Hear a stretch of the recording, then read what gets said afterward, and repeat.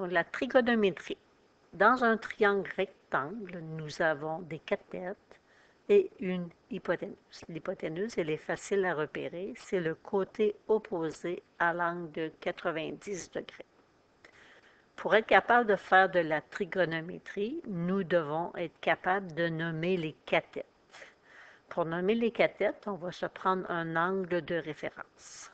Dans mon premier dessin, si je travaille avec l'angle A, bien, le côté qui est situé en face de l'angle A, c'est ma cathète qui va être opposée à l'angle A. Et la cathète qui touche à l'angle A, et qui est avec l'angle A et l'angle de 90 ici, forme le côté AC, c'est la cathète qui est adjacente. C'est le côté adjacent à l'angle A.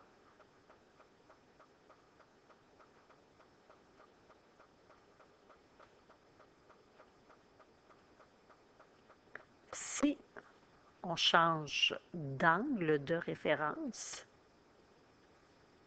si je prends l'angle B, bien, l'hypoténuse ne change pas. L'hypoténuse demeure le côté opposé à l'angle de 90 degrés. Mais les cathètes, maintenant, la cathète AC devient l'opposé. Tantôt, c'était l'adjacent parce que je travaillais avec l'angle A. Maintenant, c'est le côté qui est opposé à l'angle B.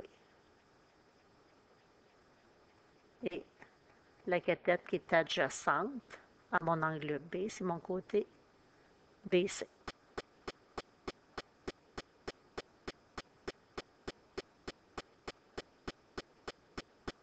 Donc, on a formé trois rapports trigonométriques. Le sinus d'un angle. Bien, si je dis sinus de l'angle A, ça veut dire que je vais aller dans mon triangle rectangle, chercher la mesure du côté opposé à l'angle A. Donc, je pars de mon angle A, je vais traverser mon triangle, je vais regarder la mesure et cette mesure-là, je vais la diviser par celle de l'hypoténuse. Si j'avais écrit sinus B au lieu de sinus A, mais ça aurait été mesure du côté opposé à l'angle B. Donc, j'aurais été dans mon triangle rectangle, j'aurais pris le côté qui est en face de l'angle B, donc mon opposé qui ici est mon côté AC, que je diviserai par mon hypoténuse. Le cosinus de mon angle, je vais prendre la mesure de la cathète adjacente à l'angle A et je vais la diviser par la mesure de mon hypoténuse. Tandis que ma tangente, je vais prendre la mesure du côté opposé à l'angle A que je vais diviser par la mesure de la cathète adjacente à l'angle A. Donc, pour se rappeler rapidement des trois rapports trigonométriques, on a un petit jeu de mots, là. Le sinus, ça commence par la lettre S. On doit aller chercher l'opposé dans notre triangle rectangle à l'angle qu'on nous donne et qu'on divise par l'hypoténuse. Le cosinus, on doit aller chercher le côté adjacent qu'on va diviser par l'hypoténuse. Puis la tangente, on va aller chercher le côté opposé à notre angle qu'on va diviser par le côté adjacent. Fait que si on prend seulement les premières lettres que j'ai mis en surligneur, ça fait pour le sinus, ça fait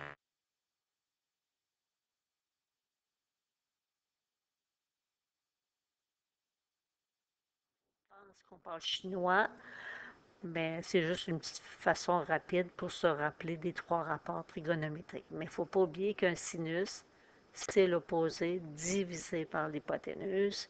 Le cosinus d'un angle, c'est l'adjacent qui va être divisé par l'hypoténuse. Puis la tangente, mais ça va être le côté opposé qui va être divisé par le côté adjacent.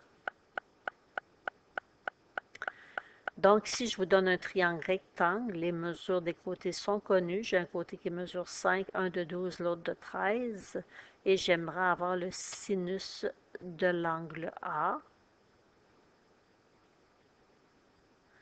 Donc, on a dit que le sinus, il faut aller chercher l'opposé, le diviser par l'hypoténuse. Fait que si je travaille avec l'angle A, l'opposé mesure 5. Je vais diviser par la mesure de l'hypoténuse. Bien, l'hypoténuse mesure 13. C'est fini. C'est un rapport entre deux côtés du triangle rectangle qu'on pourrait mettre en décimale. Vous gardez minimum 4 décimales si vous les mettez en décimale. Sinus de l'angle B. Donc, je change mon angle. Maintenant, je travaille avec l'angle B, mais l'opposé, c'est 12. L'hypoténuse, c'est 13. Sinus de l'angle C, l'opposé, c'est 13. L'hypoténuse, c'est 13. Ça me donne un rapport de 1. La plus grande valeur que peut avoir le sinus d'un angle, c'est 1. Le côté opposé, le plus grand côté opposé qu'on peut avoir dans le triangle, c'est l'hypoténuse. Le cosinus de l'angle A, mais si j'ai identifié mon hypoténuse, si je travaille avec l'angle A, je vais changer de couleur. En vert, c'est l'opposé. Donc, le 5, c'est l'opposé. Fait que le 12, ça va être l'adjacent à mon angle A. Fait que je dois aller chercher la cathète qui est adjacente à l'angle A, c'est 12.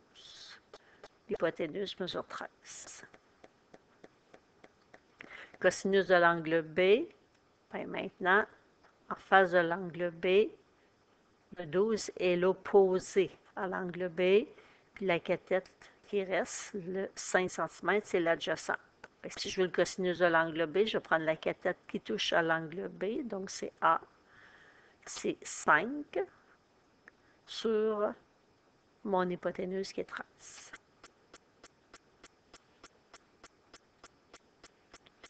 Maintenant, la cathète adjacente à l'angle C. Donc, quand je vous ai dit cathète adjacente à l'angle A, je pars de l'angle A, je me dirige vers mon angle de 90 degrés, ma cathète mesure 12.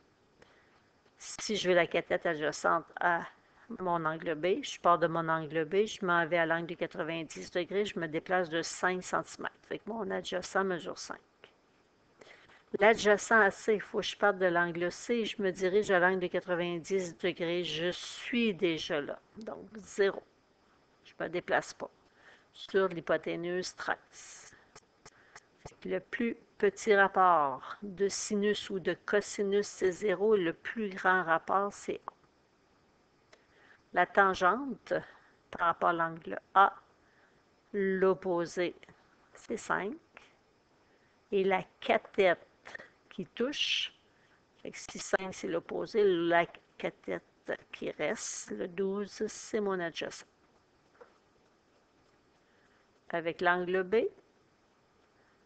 l'opposé, c'est 12. La cathète qui lui est adjacente, c'est 5. Pour l'angle C, l'opposé de 13, mais l'adjacent à l'angle de 90 degrés, il n'y en a pas. Et 13 est par 0, ça va faire erreur. Si vous faites le calcul, une division par 0 ne se fait pas. Donc, la tangente de l'angle C n'existe pas.